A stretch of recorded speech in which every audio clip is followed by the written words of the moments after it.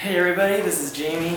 Thanks for watching my video about my gear I'm going to pack for the Wonderland Trail. It's a 93-mile circumnavigation of Mount Rainier with 23,000 feet of elevation, and me and my brother-in-law, who's turning 40 years old, and two other broskies are going to hit the trail and try to do it in 4 days. So here's the gear that I'm planning to bring. We're looking at mid-September, so highs in maybe the 80s and lows at night in the mid-30s.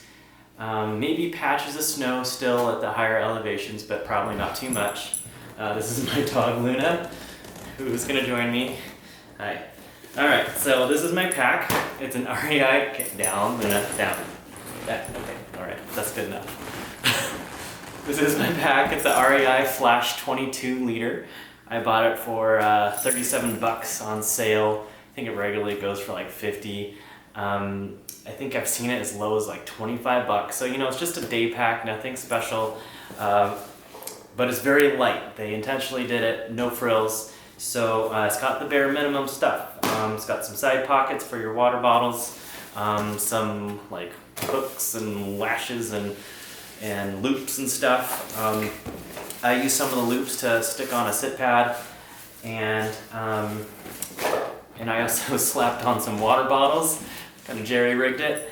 I love running with hydration vests, and those you have the water bottles like super accessible, so you're like running and chugging at the same time. I feel like when I'm hiking, I need to do whatever I can to encourage myself to drink and hydrate. And so having these like very accessible on the trail keeps me hydrated. So yeah, the way I attached them is pretty simple. Most backpacks have like some hydration bladder, like tubing loops. So you can like shove the tubing through, and then you can sip out of that tube that way.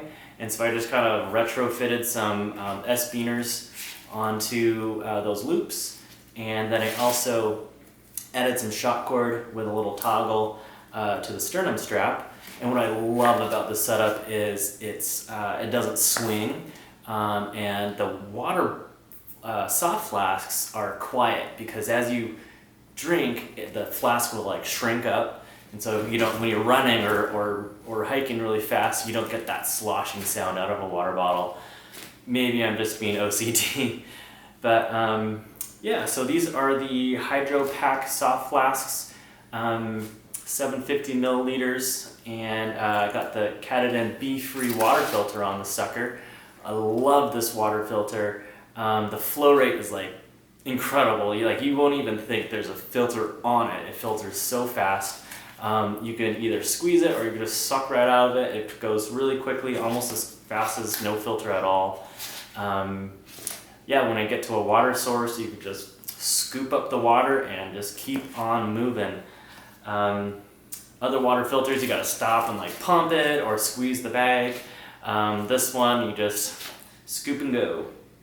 So yeah, so that's pack, my water. I usually carry like tons of snacks in this pocket. I think I did the PCT one section of it last year, and I had so much snacks in the side pockets that I went for 10 hours without taking off my pack, and just go.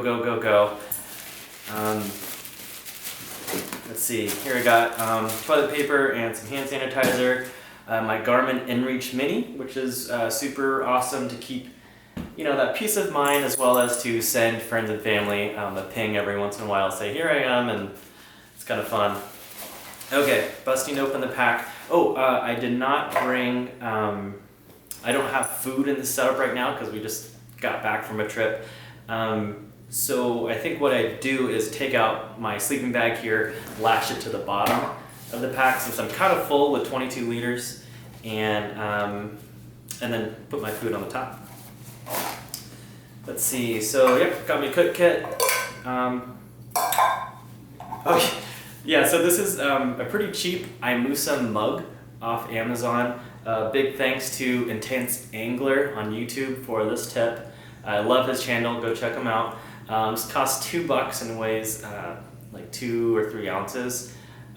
Pretty awesome. It's exactly, or it's like just over 2 cups. So I put little markers on here for a typical like mountain house dehydrated food. Platypus for extra water storage. MSR pocket rocket. And then my spoon. My spoon should be right here. Here it is. I kind of like the folding spoons instead of like a titanium one. It's not quite as long, but I can fold it and not worry about it like poking into stuff. Just my preference. Some flip-flops to let my feet dry out during lunch or at camp. I find, yeah, if I hit a river crossing and my shoes get wet, I will almost guaranteed get a blister. So I'm still trying to figure that out. I'm trying to use those flip-flops to kind of dry out my feet. Here's my food bag that the food will go into at some point. I also use like op sacks, but that one's nice to hang your food. Then I have this trash compactor bag that I keep all my clothes and stuff. And here's my sleeping bag. This is a cheap nature hike, 800 fill down, a pound and a quarter. Sleeping bag. I usually prefer quilts, but for this trip I didn't quite have the right temperature quilt. It's a 40-degree quilt, but I think it's more like a 50-degree quilt.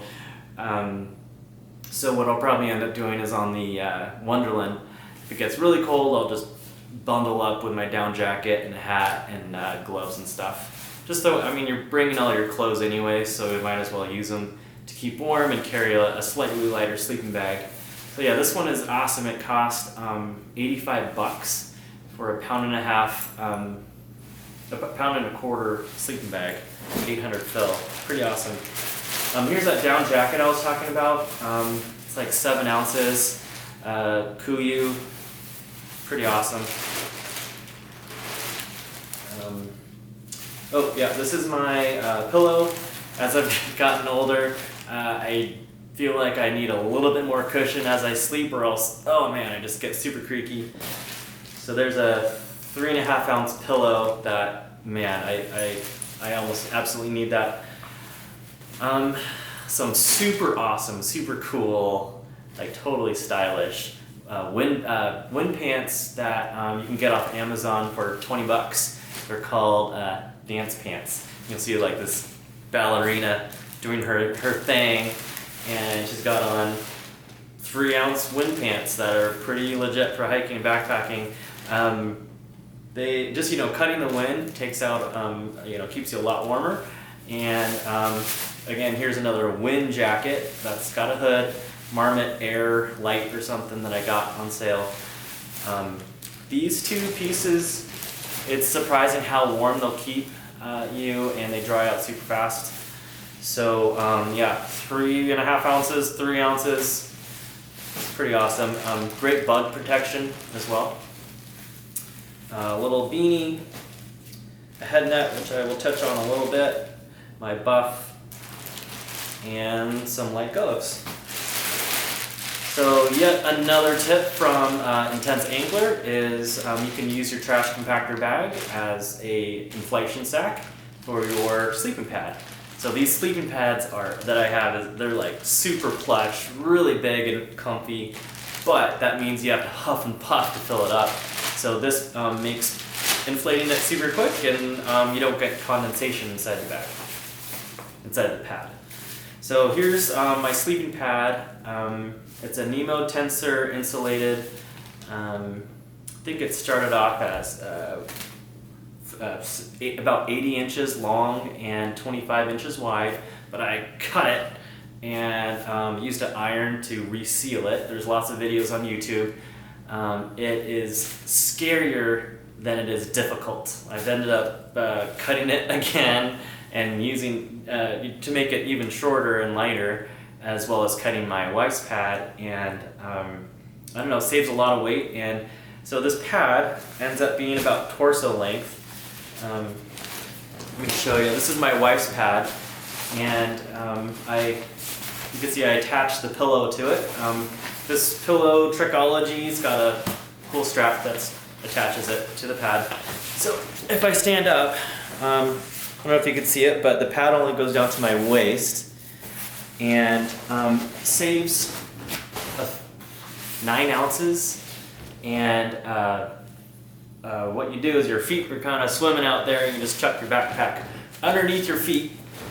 And surprisingly, it keeps your feet warm. I was kind of skeptical at first, but your feet will stay warm and hopefully don't flop off the pad or flop off the backpack. So that's the sleeping pad. I think this is, it doesn't say the R rating on this guy, but I think it's like around a 3 or 3.5. So fairly warm. It's got that Mylar space blanket stuff inside to reflect heat. Finally, at the very bottom is my Six Moons Designs Haven tarp tent. So it's just basically like a rainfly. Doesn't have a floor, doesn't have a bug net, but it's only 18 ounces, which is mind-blowing. Yeah, so bugs can get underneath the very bottom of this tent. So I wouldn't take it in like mid-August when bugs are really bad. We're taking it in mid-September, so it might be a little iffy. Once the temperatures at night drop into the freezing areas, or even like 40s, then the mosquitoes really aren't a problem. So perhaps in mid-September, fingers crossed, it might be okay for bugs. And if it's not, that's where the bug head net comes in. It's like an ounce. And if the bugs are annoying, then I'll just slip this over my head to sleep at night. Good combo. So, I feel like I'm missing, oh yes, I don't have it with me, but another thing I always use is I swiped my dad's his fish weight scale, and I weighed all my stuff and stuck it in lighterpack.com. Love that website. It just kind of makes you realize how much weight and how much space you're actually carrying, and then it's easier to quickly dial down and pinpoint those problem areas. I'll put a link to my lighter pack in the description. And also just want to give a big shout out to Matt Shafter, who was a lot of my inspiration for these videos. He's got a way more cool setup than I do. Gave me the tip on these guys, and just really smart guy who's done it all. For me, I'm just more of a weekend warrior that likes to throw down big miles every once in a while. But yeah, Matt actually does a lot more backpacking, so listen to that guy, not really me. But thanks for watching. Appreciate it, and wish us luck on the Wonderland 4-day. Thanks.